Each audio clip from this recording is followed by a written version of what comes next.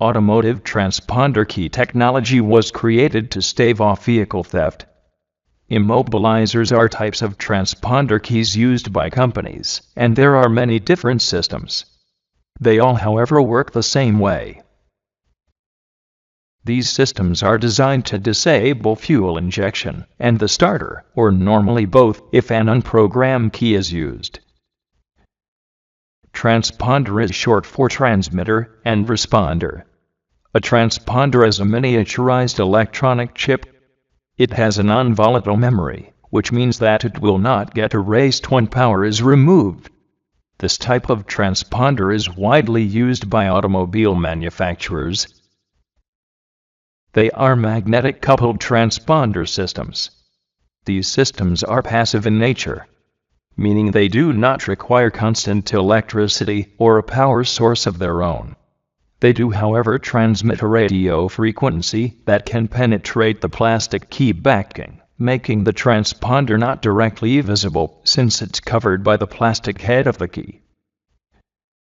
Transponders can be used in many types of applications, like the security tags used in clothing stores, supermarkets, department stores, and electronic automotive key identification. Once the key is inserted into the ignition lock and is turned to run, or in the on position, there is an induction coil mounted around the ignition lock that sends out an electromagnetic field of energy. This has the effect of inducing electricity to the ignition key, albeit at a very low power. But these systems need very little power to begin with.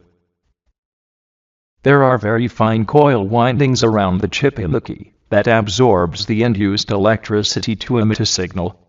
Once the ignition key is activated, it transmits a digital signal. If the signal is recognized and accepted by the anti-theft module, it is then broadcast through the network, and the ECM will then authorize ignition and injector pulse and/or starter activation. It all happens very fast.